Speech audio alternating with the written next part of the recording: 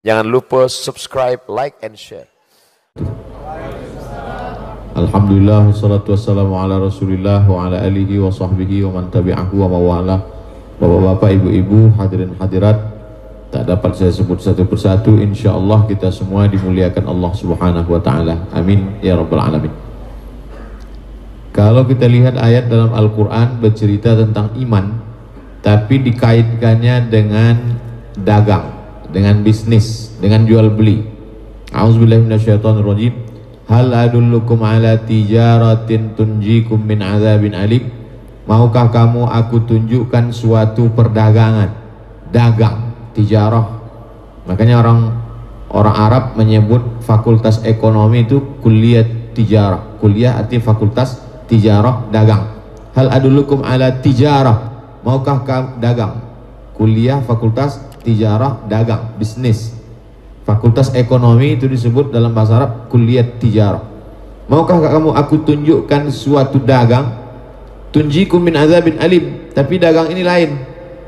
Dagang yang biasanya itu ada orang yang punya barang, ada yang pembeli. Yang membeli dapat barang, yang punya barang dapat uang. Ada manfaat, ada untung. Tapi yang ini lain dia. Hal adullukum ala tijarah. Maukah kamu aku tunjukkan suatu dagang, tunjikum min azabin alim. Kalau kamu ikut dagang ini, kamu selamat dari azab neraka. Apa itu dagangnya?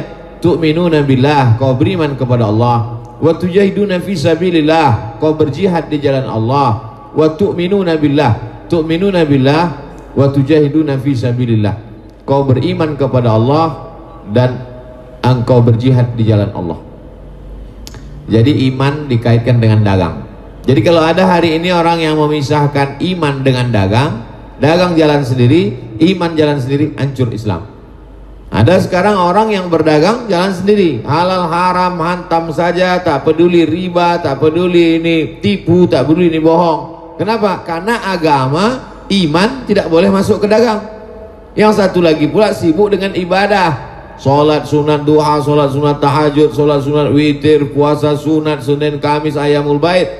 Sibuk dengan ibadah tapi menjauhi dagang. Akhirnya dagang diambil orang dan iman kita lemah, tidak kuat. Jadi kalau mau kuat, balik ke konsep Al-Quran, sejalan, matching, bersinergi antara iman dengan dagang, dengan bisnis. Lalu kemudian ayat yang paling lengkap dalam Al-Quran. Tidak ada dalam Quran sholat isya 2 rakaat, 2 rakaat tidak berbunyi, 2 rakaat berbunyi, 4 rakaat pakai tasyahud awal, pakai tasyahud akhir. Tak ada. Tak ada ayat dalam Al-Quran sholat maghrib 3 rakaat, 2 rakaat berbunyi, 1 rakaat tidak berbunyi. Tak ada.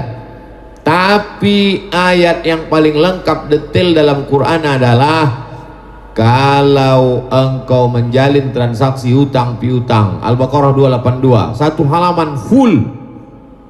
Ya ayyuhalladzina amanu, wahai orang beriman, idza tadayantum bidainin, kalau kau menjalin transaksi hutang piutang, ila ajalib musamma, sampai limit batas waktu tertentu, faktubuhu, tulis. Padahal kita tahu waktu zaman Nabi SAW tak ada kertas di kota Makkah. Al-Quran ditulis di pelepah korma, Al-Quran ditulis di batu, Al-Quran ditulis di tulang onta. Tapi ayat paling panjang dalam Al-Quran tentang tulis menulis hutang piutang, administrasi keuangan. Falyaktub bainakum katibun bil adli, ada satu orang penulis. Walyaktub bima kama allamahullah, hendaklah dia menulis sesuai dengan aturan yang sudah ditetapkan Allah. Wastashhidu syahidaini min rijalikum, hendaklah ada 2 orang saksi laki-laki. Illam yakuna rajulaini, kalau tak ada 2 orang laki-laki, farajulun, 1 orang laki-laki, wa imra'atani, 2 orang perempuan. Sedangkan saksi dalam nikah tak bisa dirubah, hanya 2 orang laki-laki. La nikaha, tidak sah nikah illa biwaliyin, kecuali dengan wali, wa syahidai adlin, 2 orang saksi yang adil, tak bisa diganti. Sedangkan dalam transaksi hutang piutang boleh 1 laki-laki tak ada, diganti dengan 2 perempuan. Apa maknanya? Jangan sampai terhalang transaksi bisnis hanya karena tak ada 2 saksi laki-laki, bisa digantikan dengan 2 perempuan. 1 laki-laki, 2 perempuan. Lalu kemudian ayat yang paling detail sampai diatur setengah, seperempat, seperenam, seperlapan. Walakum nisfu ma taraka azwajukum illam yakul lahunna walad. kau hai para laki-laki, suami dapat setengah harta istrimu kalau tak ada anak. Illam yakul lakum walad fa illa in kana lakum waladun, tapi kalau kamu punya anak falakumur rubu. Menikah dengan perempuan, meninggal perempuan itu, tak ada anak, maka laki dapat setengah harta istri. Kalau ada anak, laki-laki dapat seperempat. Walahunnar rubu, kamu dapat seperempat kalau tak ada anak. In kana lakum waladun, tapi kalau suami punya anak, falahunnas sumunu, maka istri dapat seperlapan, ibu dapat sepertiga, dalam kasus tertentu menjadi seperenam. Sepersepernya diatur dalam Islam, dalam ayat Al-Quran terkait dengan duit. Jadi kalau ada orang Islam mengatakan bisnis uruslah masing-masing, harta uruslah masing-masing, ini bukan ajaran Islam. Jadi saya urutkan pertama pembahasannya adalah tentang Al-Quran. Selesai Quran pindah ke Nabi, karena urutannya Quran, Sunnah. Sunnah itu adalah total kehidupan Nabi Muhammad SAW. Muhammad punya ayah namanya Abdullah. Abdullah punya ayah namanya Abdul Muttalib. Abdul Muttalib punya ayah namanya Hashim. Hashim punya ayah namanya Abdi Manaf. Abdi Manaf punya ayah namanya Qusay. Qusay inilah yang membangun Darun Nadwah di kota Makkah.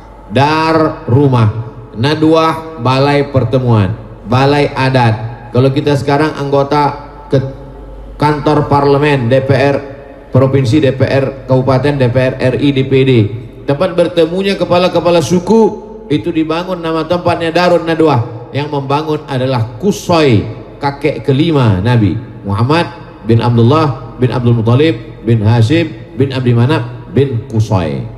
Jadi Nabi Muhammad SAW keturunan orang kaya, bisnismen yang membangun Darun Nadwah. Muhammad, anak Abdullah, anak Abdul Muttalib, seluruh orang yang datang ke kota Makkah Al-Mukarramah melaksanakan haji sebelum Nabi Muhammad lahir, karena haji sudah ada pada zaman Nabi Ibrahim alaihissalam.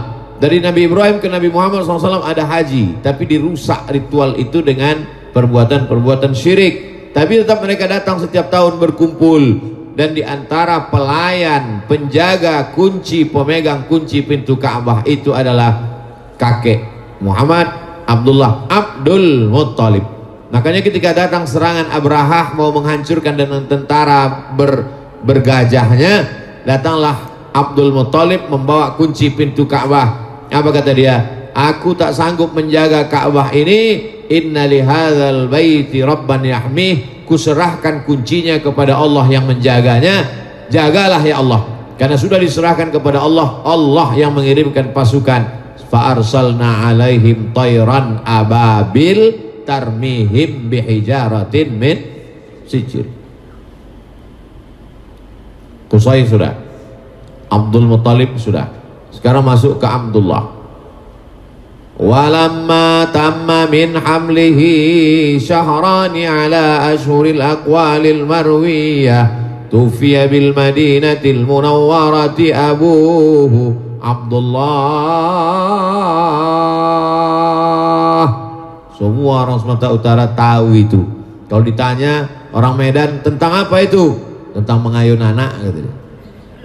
Padahal ayat itu bercerita tentang syair Barzanji yang dibaca di Medan pagi, petang, siang, malam, acara mengayun anak, acara orang nikah, bercerita tentang walamma tamma min hamlihi, ketika dia 2 bulan dalam perut omaknya, tufiya bil madinatil munawwarati, meninggallah ayahnya di kota Madinah. Nama ayahnya itu tufiya bil madinatil munawwarati abuhu Abdullah. Nama ayahnya itu Abdullah. Abdullah pergi ke Madinah itu perjalanan apa? Bukan seminar. Abdullah pergi ke Madinah itu semua orang tahu dalam perjalanan dagang, bisnis. 2 bulan anak digandong, pergi suami ke Madinah, meninggal dia di sana, pulang. Hanya namanya saja. Itulah Muhammad SAW, punya ayah bisnismen, ekonomi, entrepreneur, dan punya ibu perempuan yang sabar bernama Aminah. Dikandungnya lah sisa bulan-bulan mengandung anak itu sampai akhirnya lahir Sayyidina wa Maulana Muhammad sallallahu alaihi wasallam. Meninggal ayahnya, diasuh dia oleh ibunya. Meninggal pula ibunya, diasuh dia oleh datuknya Abdul Muthalib. Meninggal juga, diasuh dia oleh Abu Thalib. Lalu kemudian diceritakanlah oleh para ulama, Ustadz Mubaligh waktu maulid Nabi, bahwa Nabi SAW dibawa dalam sebuah perjalanan karena panas terik, bernaung di atap gereja. Dari dalam gereja itu keluar pendeta namanya Bahira. Kata Bahira bertanya, "Hai Fulan, siapa anak ini?" Kata Abu Thalib, "Ini anakku." Kata pendeta Bahira, "Kalau betul kitab yang kubaca ini bukan anakmu, karena dalam kitab suciku Nabi terakhir itu ayahnya sudah mati waktu dia dalam kandungan. Berarti ini bukan anakmu." Kata Abu Thalib bertanya, "Dari mana kau tahu Bahira?" "Karena begitu tertulis dalam kitab suciku." Maka apa kata Allah dalam Quran? "Alladzina atainahumul kitaba ya'rifunahu kama ya'rifuna abna'ahum." Mereka pendeta-pendeta yang kami berikan Alkitab itu mengenal Muhammad SAW sebagaimana mereka mengenal anak kandung mereka sendiri. Kalau terjadi musibah, kecelakaan, eksiden, pecah kepala anak, masuk ke ruang rumah sakit, belum dibuka kepalanya, bapak ibu sudah kenal. Dari mana? Dari ujung kakinya tahu, ini anakku. Jempol kakinya, bentuk tangannya, retak betisnya tahu. Dari mana tahu? Alladzina atainahumul kitaba, mereka yang dapat Alkitab itu mengenal Muhammad SAW lebih daripada anak kandung mereka sendiri. Dialog antara Bahira dengan Abu Thalib waktu dalam perjalanan dagang dari kota Makkah menuju Palestina. Sebelum sampai ke Palestina, berhenti mereka di suatu kampung. Bernaunglah di bawah atap. Keluarlah Bahira yang seumur hidupnya tidak pernah keluar karena dia beribadah saja di dalam. Dilihatnya ada tanda-tanda kenabian. Apa yang nampak dia? 3. Pertama, pokok kayu bersujud. Yang kedua, batu-batu bersimpuh. Yang ketiga, ada awan yang terus menaungi di atas. Dalam kitab suci dia kalau ada 3 itu berarti Nabi.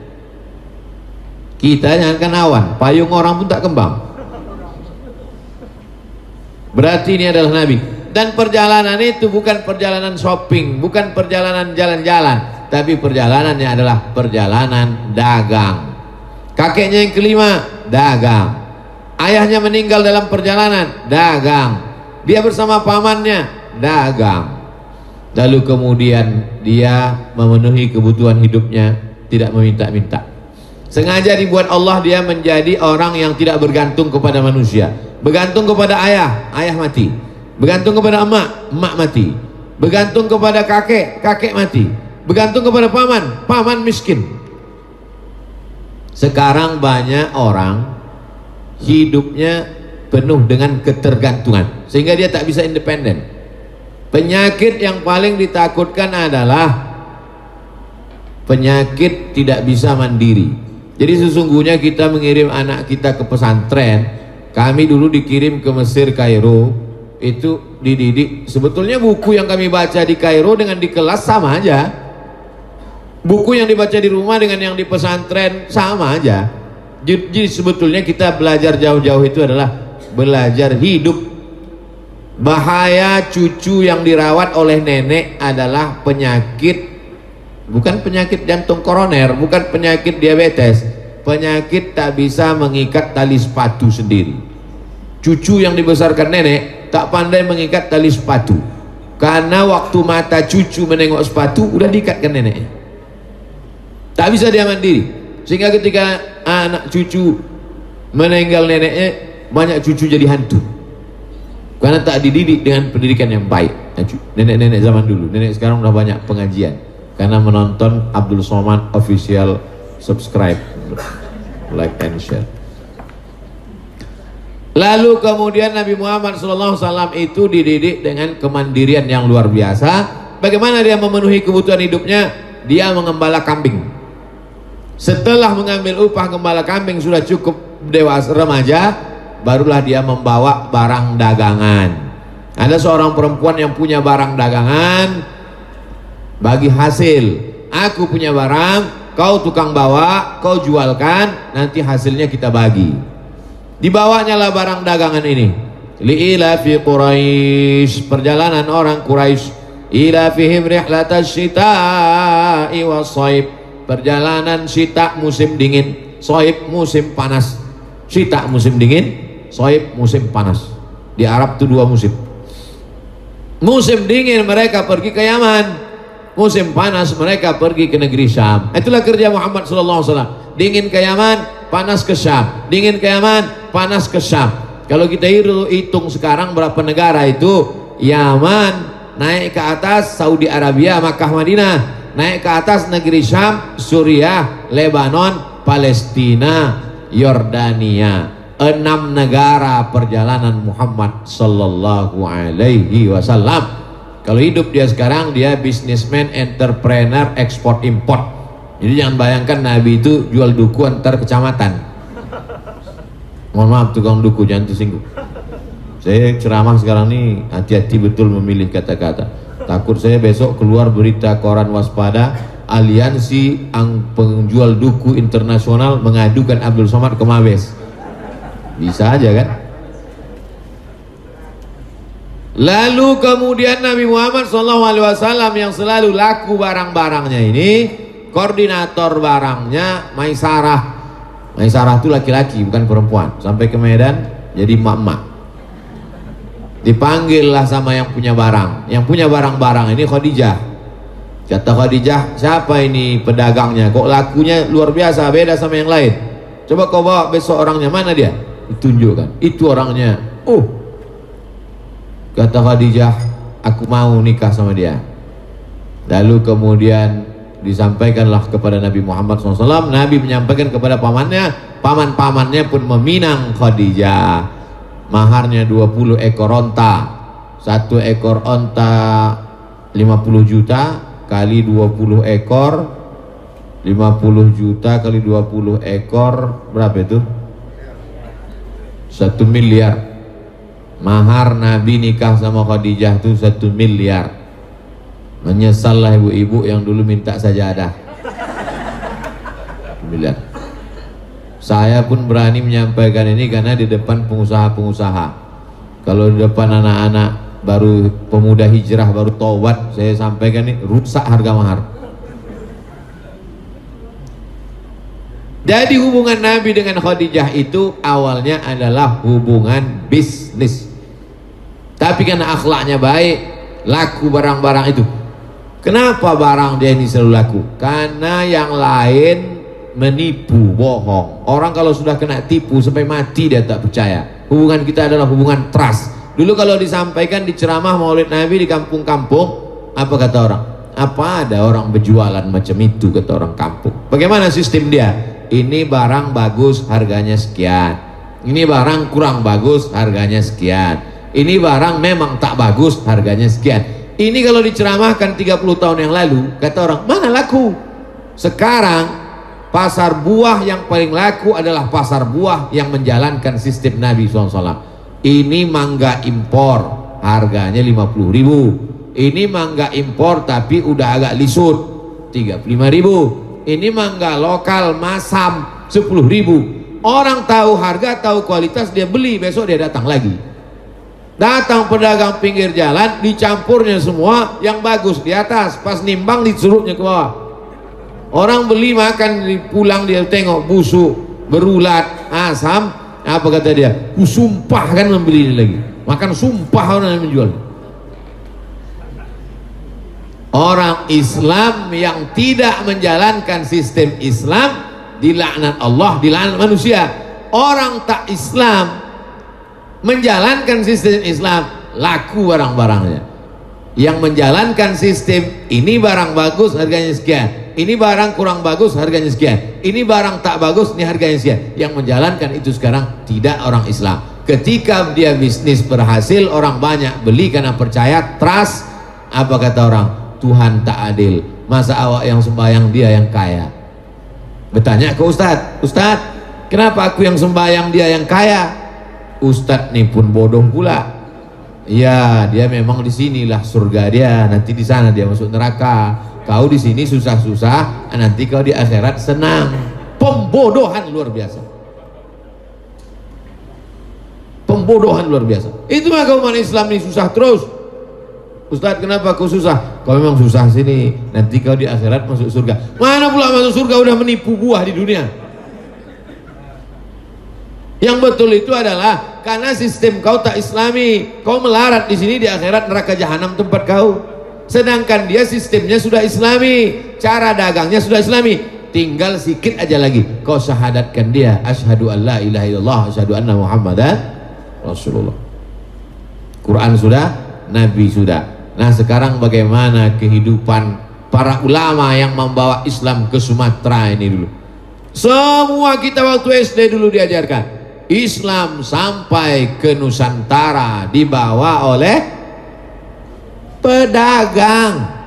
Bukalah buku-buku kita. Islam datang ke Nusantara dibawa oleh pedagang. Pedagang apa? Pedagang kamper. Karena mereka dari Mesir naik kapal laut datang ke Sumatera mencari kamper. Karena kamper itu cuman duduknya di sini. Mereka nyebutnya kamper, orang kita nyebutnya apa? Kapur barus. Pokok kamper keluar getahnya, karena tumbuhnya di Pantai Barus disebut kapur barus. Maka mereka datang jauh-jauh kemari mau mencari kapur barus. Kapur barus kalau dimasukkan ke dalam lemari, kecoa tak masuk, karena kecoa tak tahan mencium kapur barus. Lalu untuk apa orang Mesir memberi kamper itu? Dipasang untuk jenazah, supaya jenazah tak busuk, untuk membuat mumi.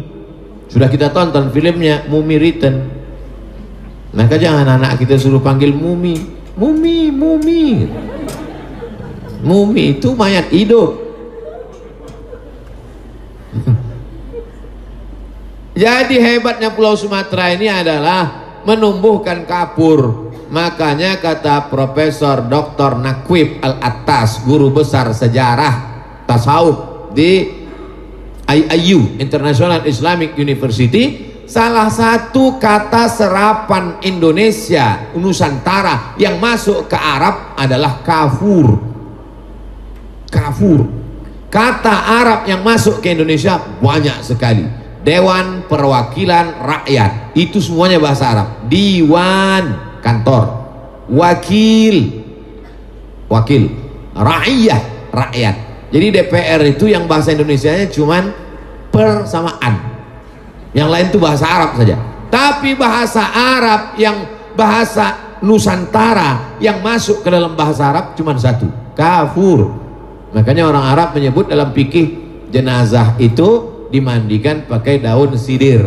Kalau tak ada daun sidir, pakailah kafur. Yang dimaksudnya kafur itu apa? Kapur barus, bukan kapur sirih, bukan kapur tulis. Jadi sebelum Nabi Muhammad SAW datang, zaman Nabi Musa, Fir'aun, itu orang Mesir sudah sampai ke Sumatera, transaksi jual beli kafur tadi dan lain-lain. Barang yang tak ada di sana mereka bawa ke sini, barang yang ada di sini mereka bawa ke sana, dipukul ombak, diempas gelombang. Jadi jangan heran ketika ditemukan di Pantai Barus ada batu nisan, nama di situ Fatimah, tahun 200 Hijrah. Artinya apa? Bahwa orang Islam sudah sampai ke Pulau Sumatera pada sebelum Nabi Muhammad. Orang Arab sudah sampai, setelah Nabi Muhammad orang Islam sudah sampai. Urusan dia apa kemari? Mencari usaha bisnis dagang. Beda sama Belanda. Belanda datang kemari bukan dagang. Belanda adalah mau menguasai, mau menjajah, mau menghancurkan, mau membunuh dan lain sebagainya. Makanya Islam kita datang dengan ramah. Hampir semua pesisir di Nusantara Islam. Kalimantan, Pontianak, turun ke bawah Kalimantan Selatan, naik ke atas Kalimantan Timur, itu semua pesisir Islam. Tapi ketika di tengah tidak. Kenapa? Karena ulama yang datang itu dulu naik kapal laut, berhenti dia di pantai, maka semua pantai pesisir Islam. Sumatera, Pulau Sumatera, Aceh pesisir, mau labuh, yang ke kanan turun ke bawah Langkat, turun ke bawah Tanjung Balai, turun ke bawah Siak Sri Indrapura, turun ke bawah Jambi, turun ke bawah Palembang, semua pesisir ini Islam. Pas naik ke gunung tak sampai Islam. Sulawesi juga begitu, pesisir Sulawesi Selatan, Palu rata-rata Islam. Papua, ternyata Papua Barat yang mengarah ke Sulawesi, Sorong, Fak-Fak, Raja Ampat, Kaimana, Islam. Raja Ampat, karena memang ada 4 raja yang besar. Salah satu rajanya datang saya ke rumahnya, namanya Raja Patipi. Sampai saya ke rumahnya, Tuan Raja Patipi, aku mau melihat Quran yang paling tua di Papua ini. Dibukakannya lah, dibuat dari kertasnya kulit kayu, lalu kemudian sampulnya kulit rusa, disampul dengan kain sorban. Setelah dibukanya, lihatlah, dari mana ini Raja Patipi? Kata Tuan Raja Patipi, ini dari kerajaan Aceh. Sampai orang Aceh ke Papua membawa Islam. Saya aja naik pesawat 8 jam 3 kali transit, gemuk kaki saya baru sampai, turun darah ke kaki. Artinya apa? Bahwa mereka dulu menyebarkan ini lewat dagang, tapi mengatakan Islam dibawa pedagang tak betul. Yang betul adalah Islam dibawa ulama yang berdagang. Karena kalau dibawa pedagang dia jahil, tak tahu agama. Islam dibawa oleh para ulama-ulama yang mayoritas sebagian besarnya adalah pedagang. Dan begitu dia sampai, dia membangun peradaban Islam. Sampailah hari ini. Jadi saya sudah urutkan dari mulai Al-Quran, setelah Al-Quran kehidupan Nabi Muhammad SAW, setelah kehidupan Nabi, lalu aplikasinya oleh manusia di Nusantara sampai hari ini. Nah, sekarang kita lihat kenyataan di Indonesia, diperkecil lagi di Pulau Sumatera, dikecil lagi di Medan, diperkecil lagi di ruangan ini. Apakah kita sudah mengusahakan segala kebutuhan kita? Berawal dari air minum. Air minumnya ternyata bukan produk kita. Mestinya di depan saya ini air minumnya air minum santri, air minum Ainikwa. Kenapa? Karena dengan meletakkan air minum ini di depan saya, lalu kemudian direkam, lalu kemudian di-share, setiap orang menonton, iklan gratis untuk produk air minum. Lalu kemudian jambangannya di depan, ternyata sekarang lagi musim keladi. Keladinya bukan produk kita, keladinya plastik made in China, keladi impor. Oh Ustadz, kenapa Ustadz kritik-kritik? Bukan kritik, saya mau menyatakan bahwa kita tidak memakai produk memasarkan. Padahal dalam Islam dari mulai bangun tidur orang masuk kamar mandi, mau sholat subuh, tahajud, gosok gigi. Laula an asyqa ala ummati, kalau tidak memberatkan bagi umatku, la amartuhum bisiwak, kusuruh mereka bergosok gigi. Gosok gigi odolnya punya umat Islam, sikat giginya umat Islam. Dia mandi pakai sabun, sabunnya produk umat Islam. Dia pakai sampo, sampunya produk. Oh, inilah Abdul Somad anti kebinekaan, anti NKRI. Munculnya isu-isu itu kan gara-gara saya mengusik masalah ekonomi. Video yang paling marah orang adalah video saya ngajak mari belanja ke warung tetangga. Kalau saya ngajak selawat, orang tak marah. Silakan kalian selawat rame-rame di jalan, silakan kalian selawat rame-rame di tanah lapang. Bagus, makin ramai orang makin laku produk kami, kata dia. Tapi begitu Abdul Somad mengajak belanja ke warung tetangga, ini berbahaya. Betul kata pesan Buya Muhammad Nasir dulu. Apa kata beliau? Islam ibadah, biarkan. Islam ibadah ritual, biarkan. Islam ekonomi, awasi. Islam politik, habisi.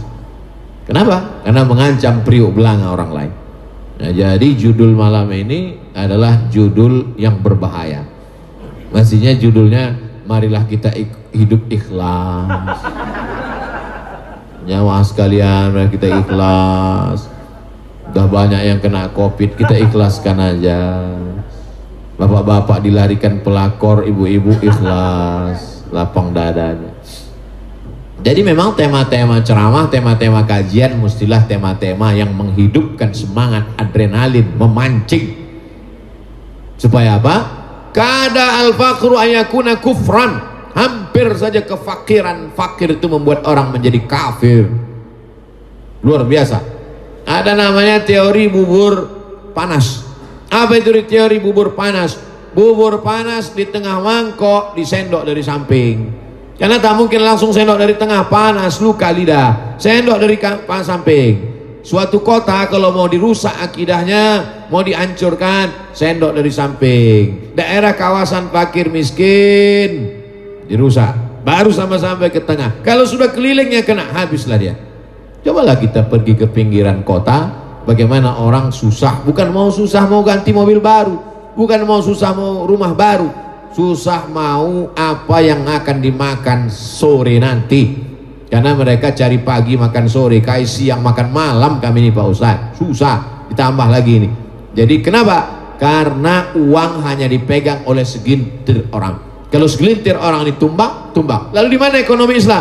Ekonomi Islam adalah pemerataan. Setiap orang punya uang, setiap orang punya ekonomi mapan. Sehingga kalau yang besar-besar tumbang, yang kecil tetap bisa hidup. Itulah yang disebut orang sekarang dengan UMKM. Unit usaha kecil mandiri. Dia bisa memenuhi kebutuhan hidupnya masing-masing. Kecil-kecil saja. Jadi saya sebagai ustadz di masjid, khutbah saya sampaikan. Khutbah, ceramah, tausiah, tablik akbar. Mari belanja ke warung tetangga. Mari hidupkan ekonomi umat. Ustadz dari bawah menyadarkan umat. Penguasa dari atas dengan perizinannya. Pelaku ekonomi dari tengah. Jadi kita ini ibarat main bola. Ada yang membasi bola, ada yang menggoreng bola, ada yang menggulkan bola. Saya tak bisa, karena saya tak semua pula saya garap. Kalau semua saya garap, berarti saya Superman. Maka kita bagi-bagi tugas. Lalu di antara yang tiga ini, ustadz, alim ulama mencerdaskan umat, penguasa, ulil amri mempermudah aturan perizinan. Lalu pelaku ekonomi sebagai pelaksana. Siapa yang diantara kita bertiga ini yang paling mulia? Inna akramakum indallah. Yang paling mulia di sisi Allah. Atqakum. Yang paling takut kepada Allah SWT. Siapa yang paling banyak dapat balasan? Mukhlashina lahuddin. Orang-orang yang ikhlas. Jadi tidak selamanya ustadz lebih dulu masuk surga. At-tajirus saduqul amin. Pedagang yang jujur. Amin, amanah. Ma'an nabiyyin, dia akan bersama para nabi. Wasiddiqin, dia akan bersama para siddiqin, Abu Bakar Siddiq. Wasyuhada, dia akan bersama dengan orang mati syahid. Wassalihin, dan dia akan bersama dengan orang-orang soleh. Jadi apa bakat, apa kemampuan, maka dieksplorasi kemampuan kita masing-masing. Makanya saya amat sangat menganjurkan, menggalakkan lembaga-lembaga pendidikan yang bersifat entrepreneur. Dan ini peluang Bapak Ibu untuk masuk berdakwah. Jadi dakwah tidak lagi mengajarkan sholat, itu urusan ustadz. Tapi bagaimana, apa yang bisa diajarkan di sekolah-sekolah pondok pesantren? Dibuka di situ kursus las, bengkel, bercocok tanam, beternak, ternak kambing, ternak untuk di air ini, ternak ikan. Lalu kemudian bagaimana bangunan, arsitektur. Karena anak-anak ini tak tahu di mana bakat dia. Nanti dia akan menemukan bakatnya semua dicobanya. Cobanya berkolam ikan, mati. Ternak puyuh, stres, tak ada yang bertelur puyuh tuh. Cobanya pula menjahit, celana menjadi baju, baju jadi celana. Tak ada yang cocok. Cobanya pula membengkel, sudah siap semua dipasang motor mesin tadi, tengok berlebih pula umurnya. Tapi pada akhirnya dia akan menemukan di mana bakat dia. Karena banyak orang tak mampu membaca bakat dirinya sendiri pun, dia tak tahu apa bakatnya. Nah, maka setelah dia coba-coba ini, dia akan menemukannya. Kita hidup ini kita lakukan yang kita bisa, yang kita mau, yang kita nikmati. Kita bisa, kita mau, kita nikmati. Kalau kita melakukan sesuatu yang kita tak bisa, kita tak mau, kita tak menikmati, berarti kita memang mau stres, depresi, mati cepat. Saya menghadapi orang banyak, memang saya suka. Saya mau. Tapi saya baru menemukan bahwa di situ jiwa saya setelah saya besar. Tapi setelah saya telusur dari kecil, memang saya suka berinteraksi dengan orang banyak. Dulu saya kalau disuruh mak saya beli gula, minyak lampu ke warung, tak balik-balik, bercerita sama orang itu. Jadi memang ada orang ini dia bercerita dengan orang banyak, tapi ada orang tak bisa cerita dengan orang banyak. Asal jumpa orang banyak, keluar keringatnya, stres, depresi, asam lambung, asam kumat semua. Maka kita tak bisa paksakan orang lain. Nah, ada bapak-bapak, ibu-ibu yang berjiwa entrepreneur, membuat sebuah usaha, lalu kemudian kalau kita lihat yang mengalir itu ya ini. Man bana masjidan, siapa yang bangun masjid, banallah mithlahu baitan fil jannah, dibangunkan Allah untuknya satu tempat dalam surga. Siapa yang bisa membangun masjid kalau bukan para entrepreneur, pengusaha, usahawan. Ustaz Somad, tolong doakan saya. Apa doanya Pak? Supaya selesai pembangunan masjid yang ke-120. Berarti masjid dia udah serak-serak di atas muka bumi. Maka ini semua adalah program-program keumatan ke depan, dan saya amat sangat senang hari ini, malam ini kita berjumpa. Yang belum disampaikan informasinya, share videonya, rangkumannya, sampaikan ke kawan-kawan, sahabat-sahabat. Yang saya sampaikan ini adalah pengantar dialog kita. Karena kalau tidak, umat Islam akan habis. Umat Islam akan tetap ada di atas muka bumi, tapi dia tidak menjadi prioritas. Dia tidak menjadi konsumen, tidak menjadi produsen. Dia hanya menjadi pemakai konsumen. Na'udzubillah. Sedangkan yang kita inginkan adalah mayoritas yang prioritas. Kalau kita mayoritas secara ekonomi, secara politik, maka tidak ada yang teraniaya. Semut pun tidak akan terinjak kalau orang beriman menjadi prioritas. Mana contohnya? Sulaiman alaihissalam. Nabi Sulaiman alaihissalam ketika akan lewat, berhenti pasukan. Kenapa Sulaiman? Karena ada semut-semut yang belum masuk ke sarangnya. Nabi Sulaiman paham bahasa semut. Maka kata Nabi Sulaiman, stop tentara, biarkan semut-semut masuk. Surat semut namanya. Ada dalam Quran itu surat semut. Semut itu bahasa Arabnya an-namal.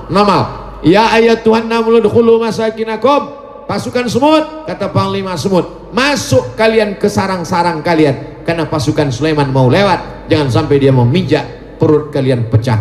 Apa maknanya? Pemimpin mesti mengerti bahasa semut, mengerti bahasa orang kecil. Pemimpin mesti mendengar. Maka kalau orang beriman, berkuasa, orang beriman, punya usaha, maka tidak akan ada semut yang mati kelaparan.